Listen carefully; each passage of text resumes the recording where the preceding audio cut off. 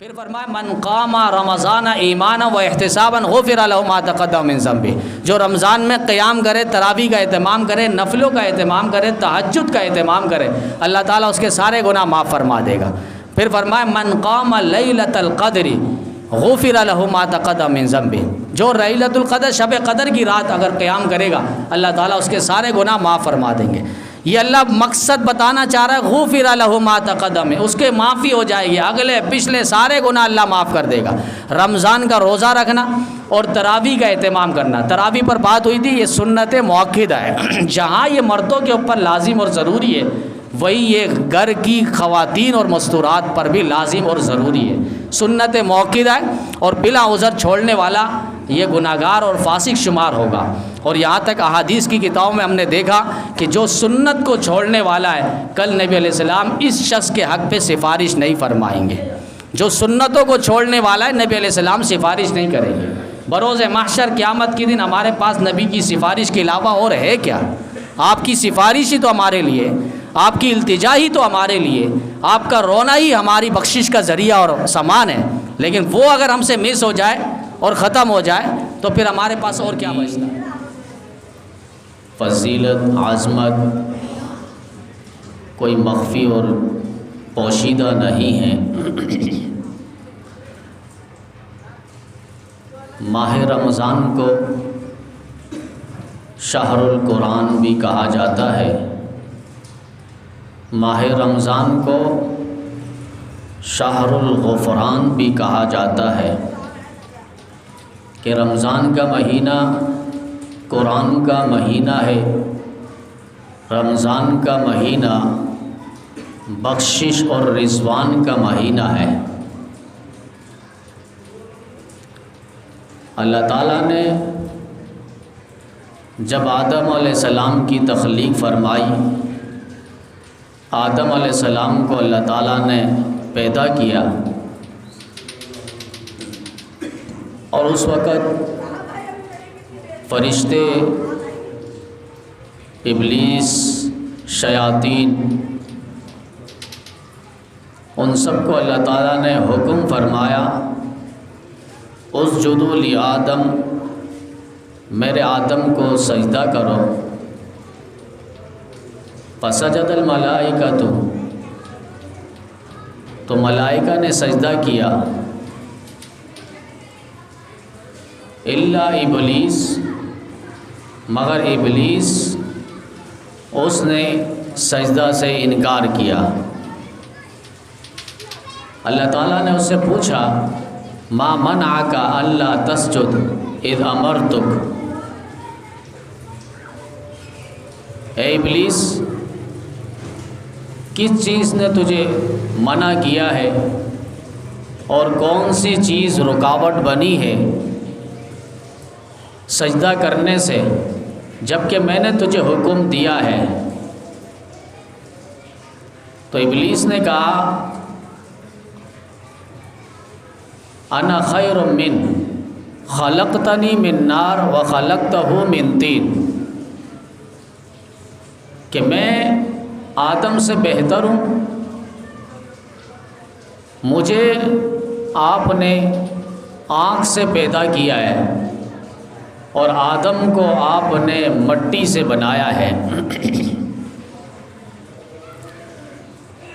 یہ شیطان اللہ تعالیٰ سے بحث و مباحثہ کرنے لگا، اللہ تعالیٰ نے اسے راندہ درگاہ بنایا، اس کو دھتکارا، اسے باہر نکالا۔ پھر اس شیطان نے اللہ تعالیٰ سے مہلت مانگی کہ مجھے کچھ وقت کے لیے مہلت دی جائے، میں اولاد آدم کو بہکاؤں گا، راہ حق سے ہٹاؤں گا۔ قال انک من المنظرین، اللہ نے فرمایا تجھے مہلت دے دی گئی اور تجھے اولاد آدم پر قوت، طاقت، توانائی دے دی گئی، تجھے نیند کی حاجت نہیں ہوگی، تجھے کھانے پینے کی حاجت نہیں ہوگی، تجھے کوئی پریشانی لاحق نہیں ہوگی اور تجھے اور کوئی حاجت پیش نہیں آئے گی۔ الغرض جب شیطان کو مہلت مل گئی اور شیطان نے دیکھا مجھے تو نیند اور اونگ نہیں آئے گی، مجھے تو کھانے پینے کی ضرورت پیش نہیں آئے گی، مجھے تو اور زندگی کے تقاضے پیش نہیں آئیں گے اور کوئی حاجت پیش نہیں آئے گی اور میں کسی کو نظر بھی نہیں آؤں گا، اب تو بہکانے کا اور غلط راستہ دکھانے کا، مکر و فریب کا بہت بہترین راستہ ہے۔ یہ شیطان کو مہلت ملی۔ آدم علیہ السلام نے پوچھ لیا اللہ پھر اس سے بچنے کا اور اس کو بھگانے کا طریقہ کیا ہے؟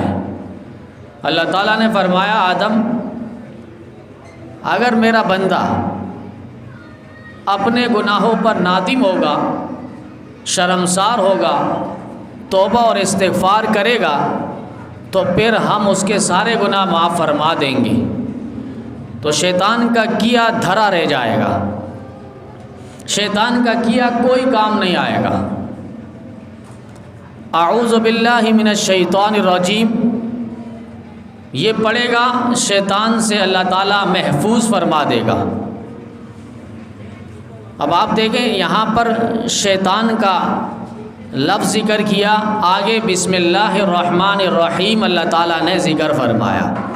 بسم اللہ کے اندر اللہ تعالیٰ نے اپنا ذاتی نام ذکر فرمایا۔ علماء نے اس کا یوں توجیہ بیان کی ہے کہ اللہ تعالیٰ بتانا چاہ رہے ہیں کہ میرا ذاتی دشمن اگر ہے تو وہ شیطان ابلیس ہے، اس سے ذاتی عداوت ہے۔ کیوں؟ اس نے غداری کی، کیوں؟ اس لیے کہ اس نے تکبر کیا، اللہ تعالیٰ سے بحث و مباحثہ کیا اور اللہ تعالیٰ کے حکم سے عدولی کی، اس سے اللہ تعالیٰ کی ذاتی دشمنی ہے۔ اور اللہ نے دو ٹوک انداز میں کہہ دیا اے بنی آدم یاد رکھنا شیطان سے بچے رہنا، انہ لکم عدو مبین، وہ تمہارا کھلم کھلا دشمن ہے۔ یہ شیطان اللہ تعالیٰ نے اپنا ذاتی نام ذکر کیا۔ اگر کوئی آپ کا دوست ہے اور آپ سے نمبر مانگنا چاہتا ہے تو آپ دیکھتے ہیں کہ وہ دوست کس پایہ کا ہے، آیا ویسی راہ گزر چلتا ہوا منہ بولتا ہوا دوست بنا ہے تو آپ اس کو دفتر کا نمبر دیں گے یا عام نمبر دیں گے، لیکن اگر وہ مخصوص فرد میں شمار ہے، مخصوص دوست ہے آپ کا، تو آپ اس کو اپنا خاص نمبر دیں گے۔ تو یہ اللہ تعالیٰ نے خاص نام ہمیں دے دیا شیطان کے ہتھیار سے اور شیطان کے ہتھ کنڈے سے بچنے کے لیے۔ بسم اللہ الرحمن الرحیم۔ پھر ایک سوال ہوتا ہے جب شیطان اللہ تعالیٰ کا ذاتی دشمن ہے تو اسے پیدا کیوں کیا؟ اس کی کیا وجہ ہے؟ پھر اسے پیدا ہی نہ کرتا اللہ تعالیٰ؟ تو یہ جواب یہ کہ مثلاً ایک بیٹا ہے، اب وہ بیٹا ماں باپ کا فرمانبردار ہے، چلتے چلتے وہ تھوڑا بڑا ہوا، اپنے ایسے ہم نشین اور دوستوں کو اس نے اپنایا اور ان کی گیدرنگ اس نے حاصل کی کہ چلتے چلتے یہ بچہ اب نافرمان بن چکا ہے، ماں باپ کا کہنا نہیں مانتا۔ اب ماں باپ کیا کہیں گے؟ بیٹا میرا ہے بہت اچھا فرمانبردار تھا، لیکن چند دن یہ غلط دوستوں کے ساتھ اور صحبت میں رہنے کی وجہ سے اس کے اثرات برے ہو گئے، یہ غلط راستے کی طرف چل پڑا ہے، یہ نافرمان ہو چکا ہے۔ ویسے بچہ اور بیٹا اچھا ہے، خاون اور بیوی میں کتنی محبتیں ہوتی ہیں، لیکن کبھی خاون شرارتی پہ اتر آتا ہے، بے جا جبر اور اکراہ کرتا ہے، مارتا ہے، ظلم کرتا ہے۔ اب یہ بیوی کسی سے بات کرے اور کہے، کوئی پوچھ لے خاون تمہارا کیسا ہے، وہ آگے سے پھر بھی ہمت کے ساتھ جواب دیتی ہے میرا خاون بہت اچھا ہے اور بہت لاڈ اور پیار اور محبت سے پیش آنے والا ہے، لیکن چند دن یہ کسی دوستوں کے ساتھ وقت گزار رہا ہے جس کی وجہ سے ان کے اندر ایک چڑچڑاپن اور ایک شرارتی سی چیز آ گئی ہے۔ خاوند تو میرا ہے اور محبت کی نظر اور نگاہ یہ ہمیشہ رکھتا ہے۔ تو یہ اب آپ دیکھیں، باپ ہے یا ماں ہے، وہ بیٹے پر الزام نہیں تھوک رہا، یا اسی طرح بیوی ہے وہ شوہر پر الزام نہیں لگاتی، وہ ڈائریکٹ کہہ رہی ہے کہ یہ چند دوستوں کے ساتھ اور ان کی صحبت میں بیٹھنے کی وجہ سے اس پر یہ غلط اثرات آ گئے ہیں۔ بندہ اللہ کا، اللہ بندے کا، اللہ بندے سے محبت کرتا ہے۔ انسان کو اللہ تعالیٰ نے پیدا کیا، واللہ ولی المؤمنین، اللہ مومنین کا دوست ہے۔ تو اب یہاں آپ دیکھیں، اللہ محبت کرتا ہے بندے سے۔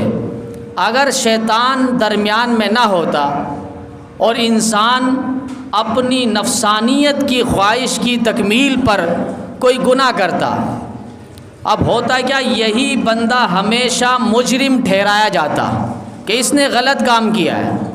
لیکن اللہ تعالیٰ نے اس چیز کو درمیان سے ہٹا دی اور شیطان کو سامنے کھڑا کر دیا کہ میرا بندہ کوئی بھی کام غلط کرے گا اس کی نسبت اور اس کو منسوب شیطان کی طرف کیا جائے گا۔ من بعد ان نزغ الشیطان، بعد شیطان کے بہکاوے کے۔ اب آپ دیکھیں، آدم علیہ السلام جنت سے دنیا پر اتارے گئے، اب شیطان کے اوپر سارا ملبہ ڈال دیا گیا، کرتوت اس کے تھے۔ پھر فانساہ الشیطان، کہ شیطان نے آدم علیہ السلام کو بھلا دیا، وہ پھل کھانے کے لیے آمادہ کر دیا، آدم علیہ السلام کچھ وقت کے لیے بھول گئے۔ اب یہاں بھولنا آدم علیہ السلام کا عز خود تھا، لیکن اللہ اس بھول کی نسبت شیطان کی طرف کر رہے ہیں، فانساہ الشیطان، کہ شیطان نے آدم علیہ السلام کو بھلا دیا، فازلہم الشیطان عنہا۔ پھر دوسری جگہ آپ دیکھیں گے، شیطان نے ان دونوں کو، آدم علیہ السلام اور حضرت حوا علیہ السلام، ان دونوں کو پھسال دیا، بہکا دیا، ہٹا دیا، جنت سے نکلوا دیا۔ اب آپ دیکھیں، کر تو آدم علیہ السلام رہے ہیں، ہو تو ان سے رہیے، لیکن اللہ اس کی نسبت شیطان کی طرف کر رہے ہیں، ملبہ شیطان کے سر پر ڈال رہے ہیں۔ تو پتہ چلا شیطان کو اسی لیے اللہ تعالیٰ نے پیدا کیا ہے تاکہ مومن بندے کے گناہ اور کرتوت اس کے سر پر نہ رہے، شیطان کے سر پر جائے۔ اگر یہ اپنی نفسانیت کی خواہش کی تکمیل کی خاطر کوئی گناہ کرتا اور کر رہا ہے تو یہ گناہ کا وبال اس کے سر پر نہ ہوتا، ورنہ ہمیشہ یہ مجرم ٹھہرایا جاتا کہ اس بندے نے یہ گناہ کی، یہ مجرم ہے اللہ کے نزدیک۔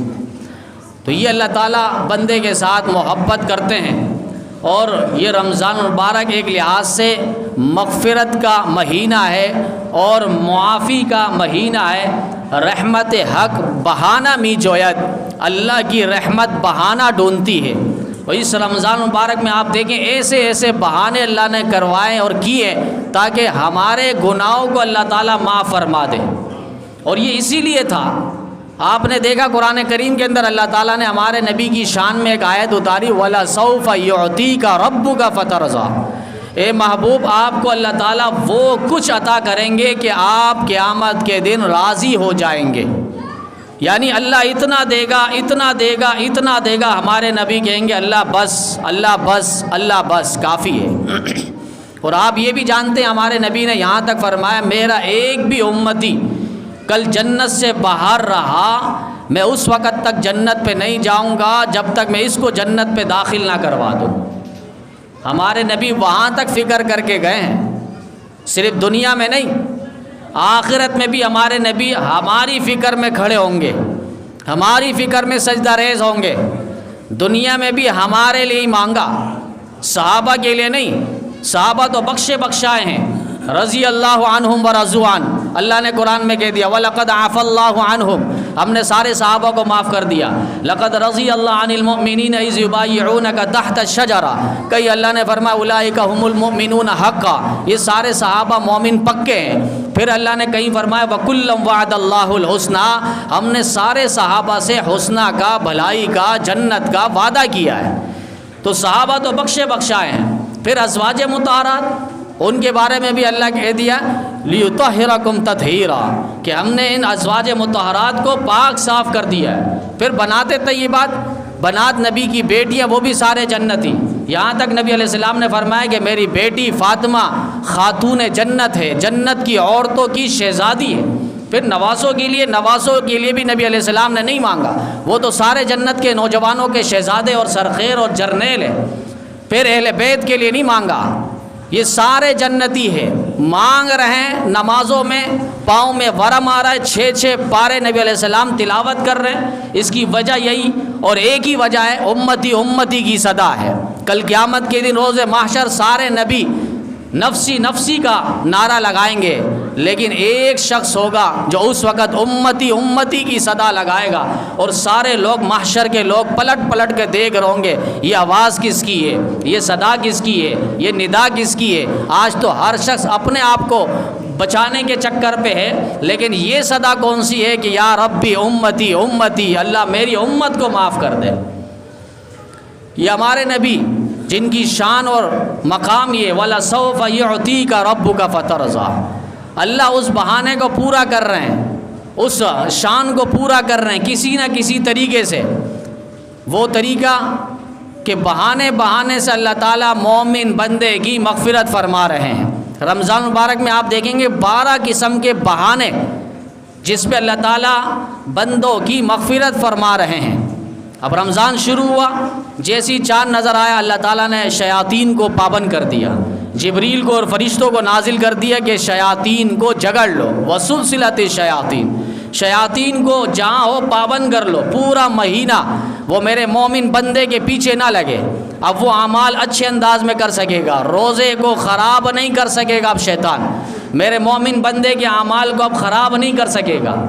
یہ اللہ تعالیٰ نے ایک لحاظ سے بہانہ بنا دیا کہ شیاطین کو جہاں وہ 11 مہینے میرے بندے کو بہکا رہا تھا، پھسلا رہا تھا، راہ حق سے ہٹا رہا تھا، یہ 1 مہینہ ہوگا، اس مہینے میں اس کا کوئی ہتھ کنڈا استعمال نہیں ہوگا۔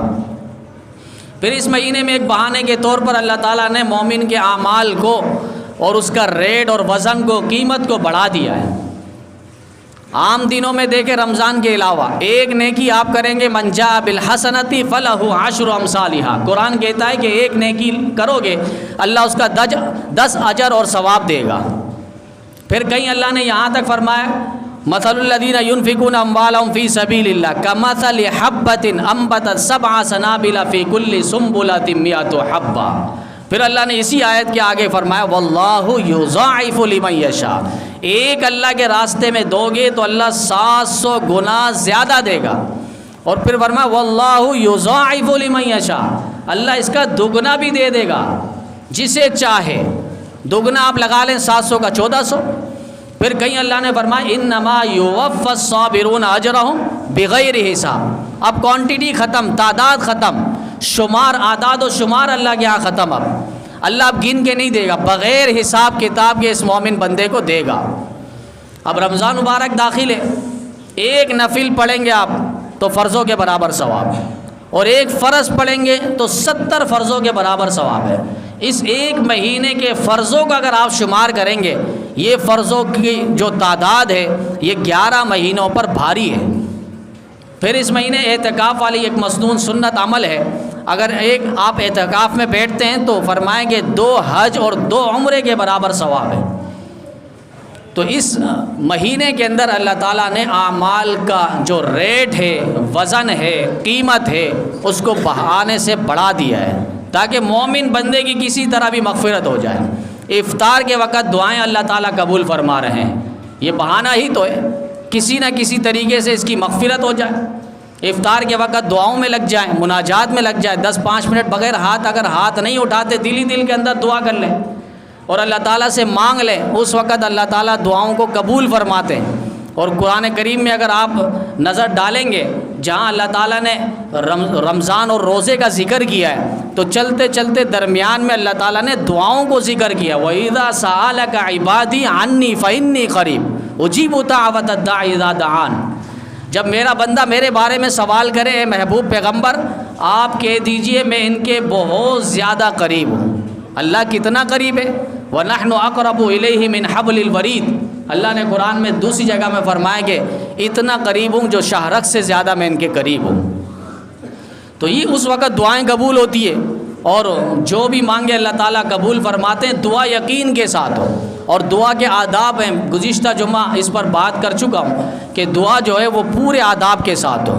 آداب معنی یہ کہ ہاتھ سینے تک اٹھانا ہے، دونوں ہاتھ کے درمیان فاصلہ نہ ہو، کم سے کم فاصلہ ہو، بہت زیادہ فاصلہ نہ ہو، اور نہ بالکل ہاتھوں کو ملا کے رکھا جائے، ان کے درمیان قدرے فاصلہ ہو، اور ہتھیلیوں میں نظریں گاڑ کے رکھیں، اور اسی طریقے سے فرمائیں کہ اللہ تعالیٰ کی تعریف پہلے ہو، اس کے بعد درود پاک پڑھیں، اور پھر امت مسلمہ اپنے لیے، رشتہ داروں کے لیے، آل و اولاد کے لیے، نسلوں کے لیے، محلے والوں کے لیے، ملکوں کے لیے، شہروں کے لیے، فلسطین کے مظلوم مسلمانوں کے لیے دعائے خیر ہو۔ آخر میں پھر درود پاک ہو۔ جو دعا درود کے درمیان ہو جائے اللہ تعالیٰ اس دعا کو رد نہیں فرماتے۔ تو دعا پورے یقین کے ساتھ اور جذبے کے ساتھ، شوق کے ساتھ، بناوٹی الفاظ نہ ہو، اللہ تعالیٰ کو ایک جذبے کے ساتھ ہم پکاریں گے تو اللہ تعالیٰ ضرور قبول فرمائیں گے۔ بعض افطار کے وقت جو ہے وہ افطاری کے جو کھانے پینے ہیں ان میں بھی نظر ہو کہیں سے وہ چیز آ رہی ہے تو کن کے گھرانے سے وہ چیزیں آ رہی ہے۔ ایسا نہ ہو افطاری کے وقت ان لوگوں کے گھروں سے جو کھانا جن کی آمدنی صحیح نہیں ہے، حرام آمدنی ہے یا سود اور بیاض پر لینے والے ہیں، ان کی کھجور آپ کھا کر افطار کریں گے تو پھر آپ کی افطاری رائگان چلی جائے گی، اور آپ کا ثواب جو ایک عروج پر پہنچ چکا تھا، 12 اور 14 گھنٹے آپ روزہ رکھ کر ایک عروج پر اور ایک بلند مقام اور عظمت کے مینار پر آپ نے اپنے اعمال کے بل بوتے اپنے آپ کو اتنا اوپر چڑھایا تھا، لیکن دھڑم سے زمین پر گر پڑے کہ افطار کے وقت جو ہے وہ چیزیں جو ہے حرام آمدنی کی چیزیں اسے آپ نے افطار کر لیا۔ تو دعا پورے اخلاص کے ساتھ اور یقین کے ساتھ مانگے۔ حجاج بن یوسف بہت بڑا ظالم بادشاہ تھا، اور وہ بیت اللہ کا طواف اپنے لاؤ لشکر کے ساتھ کرنے آیا۔ ایک نابینا کو دیکھا، وہ ہاتھ اٹھا کے دعا مانگ رہا ہے اور کہہ رہا اللہ میری بینائی واپس کر دے، میری بینائی واپس کر دے۔ حجاج بن یوسف کے سامنے آیا اور اسے پتہ چلا حجاج بن یوسف ہے، اس کے پاؤں تھر تھرانے لگے، اور حجاج نے کہا یاد رکھنا اے شخص، میں یہ طواف سے اور یہ مناسک سے فارغ ہونے تک اگر تیری بینائی واپس نہیں آئی تو میں تیرا سر قلم کر دوں گا۔ اب اس کے بعد تو وہ زندگی اور موت کو سامنے رکھ کر اب دعائیں مانگنے لگا، اور اتنی التجا اور تمنا اللہ تعالیٰ سے کی کہ اب وہ اس کا وہاں مناسک پورا نہیں ہوا، ارکان پورا نہیں ہوئے، یہاں اس کی بینائی آ گئی۔ حجاج بن یوسف نے کہا یہ ویسی بناوٹی مانگ رہا تھا، اب اس کے اندر ایک خوف آ گیا نا، اب مانگنے کا ایک جذبہ آ گیا، تو اللہ تعالیٰ نے اس کی دعا قبول فرما لی۔ تو ہم کوشش کریں رمضان مبارک میں دعاؤں میں بھی وقت لگائیں۔ یہ دعا بعض کتابوں میں لکھا الدعا هو العبادہ، کہ دعا بھی عبادت ہے۔ ہم دعاؤں کو عبادت نہیں سمجھتے، بس نماز پڑھ لی کافی، تلاوت کر لی کافی، دیگر اور عبادات کر لیے کافی۔ ہاتھ اٹھا کر اللہ تعالیٰ سے گھنٹوں گھنٹوں مانگے، اللہ تعالیٰ کس طرح نہیں دے گا۔ آج آ کے بڑے آرام سے دھرلے کے ساتھ کہہ دیتے ہیں کہ اللہ تعالیٰ سے مانگا، اللہ تعالیٰ سن نہیں رہے، اللہ ہماری سن نہیں رہا، اللہ سب کی سن رہا ہے۔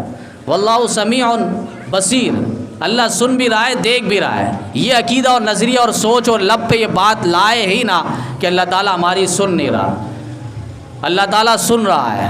اللہ کے پیغمبر نے یہاں تک فرمایا کہ اگر کسی کا آپ مسافر شخص کو دیکھ رہے ہیں، اس کا جسم ابر آلود ہے، پراگندہ حالت ہے، سفر سے آیا ہوا ہے، لیکن اس کا لقمہ حرام ہے، اس کا پہننا حرام ہے، اس کا لباس اوڑھنا حرام ہے، اور وہ اللہ تعالیٰ سے دعا کرے گا، اللہ تعالیٰ اس کی دعا قبول نہیں کریں گے۔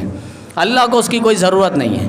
آج ہم دیکھ لیں ہمارا لقمہ کیسا ہے، ہمارے جسم میں کھانے والا وہ لقمہ، وہ غذا، وہ طعام وہ کیسا ہے، اور وہ حرام تو نہیں ہے، حرام کی آموزش تو نہیں لگی ہے، سود پر بیاض پر پورا کالونی آباد ہے، اس پر کوئی سمجھوتا نہیں، سارے فضائل ساری وعیدیں جان چکے کہ وہ وعید وہ سخت سزا جو اللہ تعالیٰ نے کئی گناہوں پر، بہت کم گناہ جس پر یہ سزا اللہ نے دی ہے، اور وہ سزا کیا فرمائیں کہ اللہ تعالیٰ سے اعلان جنگ کر لیں جو لوگ سود اور بیاض دینے سے باز نہیں آتے۔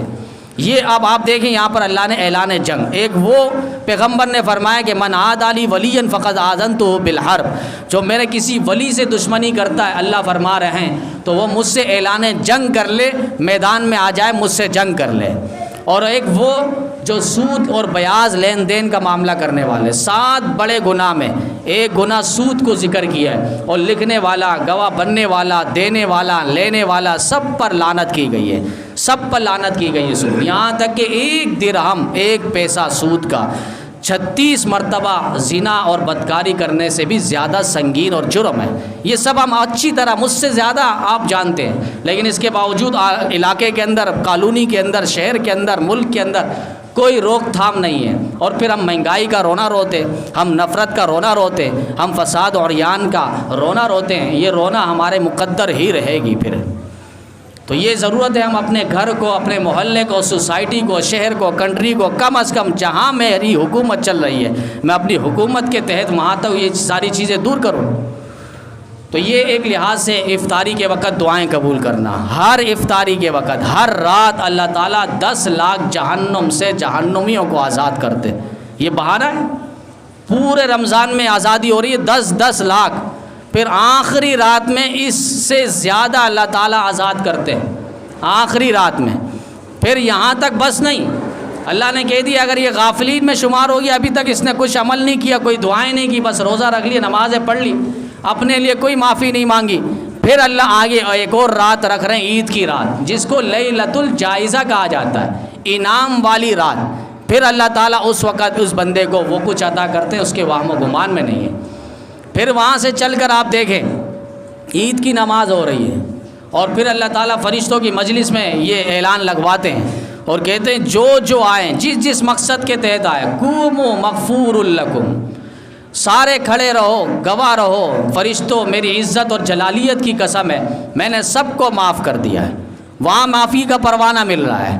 پھر اسی طریقے سے روزہ افطار کراتے وقت فرمائے کہ اس کی مغفرت ہو جاتی ہے جو کسی روزے دار کو روزہ کشائی کروائے، روزہ کھلوائے۔ صحابہ نے پوچھ لیا ہمارے پاس تو اتنی استعداد نہیں ہم کسی کو افطار کروائے، کہا ایک کھجور بھی ہو، ایک شربت اور پانی کا گھونٹ بھی پلا دیا جائے، فرمایا اس پر بھی اللہ تعالیٰ مغفرت کا پروانہ جاری فرما دیتے۔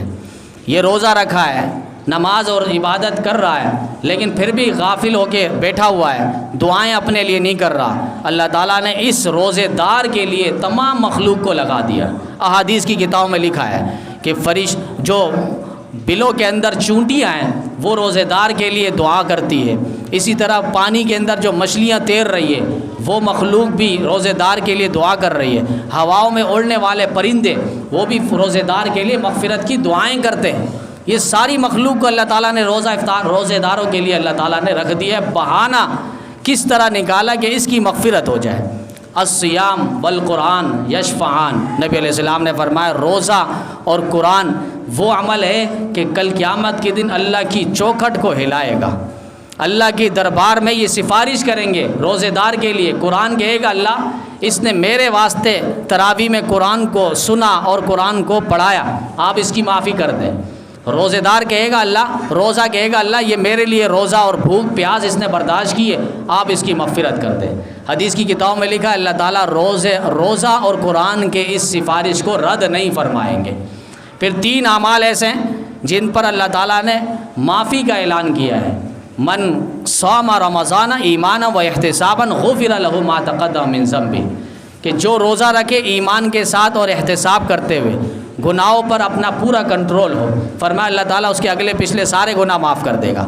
پھر فرمایا من قام رمضان ایمانا و احتسابا غفر له ما تقدم من ذنبه، جو رمضان میں قیام کرے، تراویح کا اہتمام کرے، نفلوں کا اہتمام کرے، تہجد کا اہتمام کرے، اللہ تعالیٰ اس کے سارے گناہ معاف فرما دے گا۔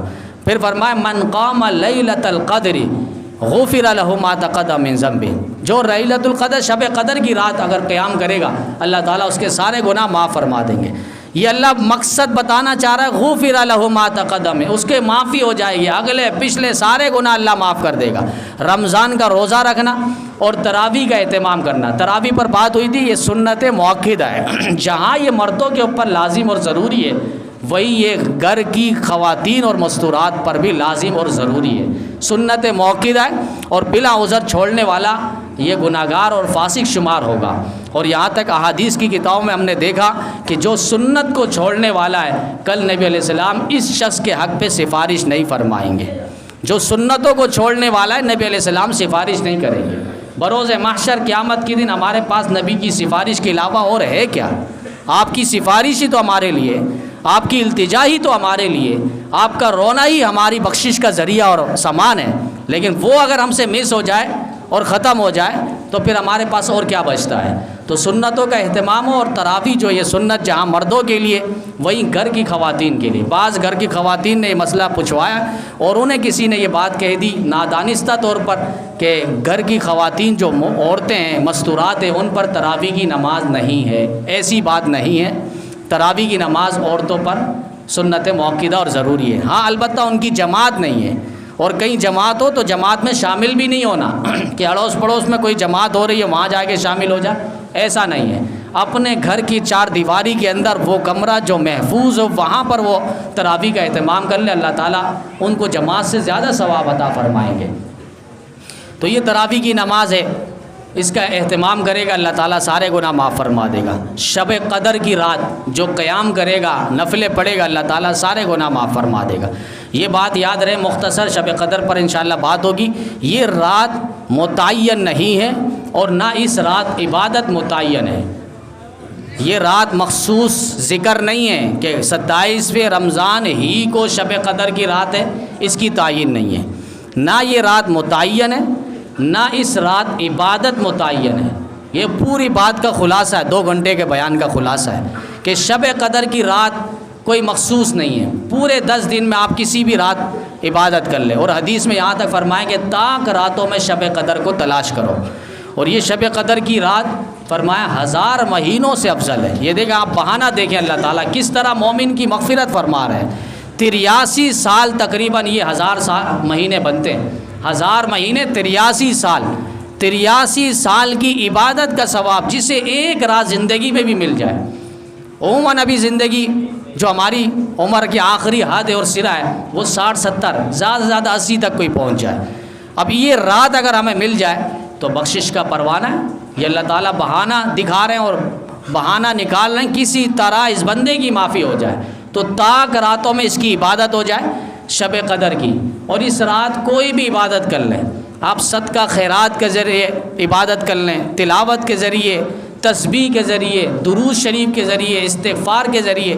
بعض اس رات صلاۃ و تسبیح کے بارے میں بہت زیادہ اہتمام سے پوچھتے ہیں، ٹھیک ہے وہ پڑھنا ثواب ہے، نبی علیہ السلام کا عمل ہے، آپ کسی بھی وقت کر لیں، لیکن اس کو مخصوص نہ بنایا جائے۔ آپ کسی بھی رات ابھی سے صلاۃ و تسبیح کا اہتمام کر لیں، اس پہ بڑی فضیلت، اللہ تعالیٰ 10 گناہوں کو معاف فرما دیتے ہیں۔ تو شب قدر یہ رات نہ متعین ہے، نہ اس رات عبادت متعین ہے۔ آپ کوئی بھی عبادت کر لیں، جس طریقے سے آپ عبادت سمجھتے ہیں اس رات عبادت کر لیں، اللہ تعالیٰ معافی کا اعلان فرما دیتے ہیں۔ 4 شخصوں کی معافی نہیں ہوگی، جس پر تفصیلی بات انشاءاللہ آئے گی۔ تو یہ روزے دار ہے، اس کے لیے اللہ تعالیٰ نے اس مہینے بہانے نکالے ہیں کہ اس کی معافی کسی طرح ہو جائے، اس کی معافی کسی طرح ہو جائے۔ اور رمضان مبارک کو ہمارے علماء مثال دیا کرتے ہیں، جیسے حضرت یوسف علیہ السلام کے 11 بھائی تھے اور حضرت یوسف علیہ السلام خود مل کر 12 بھائی ہو۔ انی رأیت 11 کوکبا، اللہ نے قرآن میں ذکر کیا 11 بھائی یوسف علیہ السلام کے تھے، اور یوسف علیہ السلام کی برکت کی وجہ سے اللہ تعالیٰ نے 11 بھائیوں کو معاف فرما دیا۔ یہ رمضان المبارک کا وہ برکت مہینہ ہے، اس مہینے اگر ہم عبادت کر لیں، اللہ کو راضی کر لیں، تو 11 مہینے کی گناہوں کو اور کرتوتوں کو اللہ تعالیٰ معاف فرما دیں گے۔ یہ رمضان مبارک جو ایک لحاظ سے ہمارے پاس پیغام لے کر آیا ہے، یہ شہر الغفران ہے، معافی کا مہینہ ہے۔ کوشش کریں ہم ابھی سے اس کی بھرپور تیاری شروع رکھیں۔ اب بالکل پہلے دن تو ہمارے یہاں ایک مجمع نظر آتا ہے، دوسرے دن پھر مزید کم، تیسرے دن پھر مزید کم۔ یہ ہم اپنے آپ کو دھوکہ دے رہے ہیں، اللہ کو نہیں دے رہے۔ یخادعون اللہ والذین آمنوا وما یخدعون الا انفسهم وما یشعرون۔ وہ سمجھ رہے ہیں کہ اللہ اور اہل ایمان کو دھوکہ دے رہے ہیں، نہیں، وہ اپنے آپ کو دھوکہ دے رہے ہیں۔ اللہ کو کسی صورت میں وہ دھوکہ نہیں دے رہے ہیں۔ ایک مجمع نظر آتا ہے، ہم نے صرف دین اسلام کو مخصوص دنوں میں عبادت کا سمجھ لیا کہ عاشورے کے دن عبادت ہو، اسی طریقے سے ربیع الاول کے 1-2 دن عبادت ہو، شب معراج میں عبادت ہو 1 رات، اور شب برات میں خالی 1 رات عبادت ہو، پھر کراچی اجتماع چلے گا، بس 2 دن نظر آئیں، اس کے بعد رفو چکر ہو گئے۔ ایسا نہیں ہے، یہ اجتماع ایک لحاظ سے پیغام لایا ہے اور پیغام دیتا ہے کہ ہم اپنی زندگی کو 24 گھنٹے والی زندگی کو اسلام اور اسلام کی تعلیمات کے نہج پر گزاریں۔ جو نبی علیہ السلام طریقہ اور نہج اور منہج دے کر گئے، جو راستہ دے کر گئے، اس راستے پر ہم زندگی گزاریں گے، تب اللہ کی طرف سے کامیابی کا اعلان ہوگا اور فوز و فلاح کا اعلان ہوگا۔ ہم اس کو صرف بناوٹی نہ سمجھیں، کوشش کریں ابھی سے، جو ہم پیچھے ہو گئے نماز میں، ہم پوری دل جمی کے ساتھ اللہ کو راضی کرنے کے لیے، مخلوق ہمیں کچھ نہیں دے گی، ہم کسی کے جیب اور پیٹ پہ نظر نہ دوڑائیں کہ ہم نماز پڑھیں گے تو فلاں خوش ہوگا، ہم نماز پڑھیں گے تو فلاں میرے ساتھ تعاون کرے گا، للہ فی اللہ۔ تلبیس ابلیس کے اندر الشیخ عبد الرحمن ابن جوزی رحمہ اللہ نے لکھا ہے، نماز اس طرح پڑھو کہ یوں سمجھو کہ میرے آس پاس سب بھیڑ بکریاں ہیں، بھیڑ بکریاں سے کیا توقع ہوگی، کیا لینے کی توقع اور امید ہوگی، ہم یوں سمجھ کے عبادت کریں، لینا ہے اللہ تیرے در اور گھر پہ آ چکے ہیں، بس تجھے ہی راضی کرنا ہے اور تو ہی سب کچھ دینے والا ہے، اور یقیناً اللہ جب دے گا تو انسان کو پھر کسی چیز کی حاجت نہیں رہے گی۔ اللہ تعالی ہم سب کو رمضان مبارک کی قدر کرنے کی اور اس کے اعمال کی بھی اللہ قدر کرنے کی توفیق عطا فرمائے۔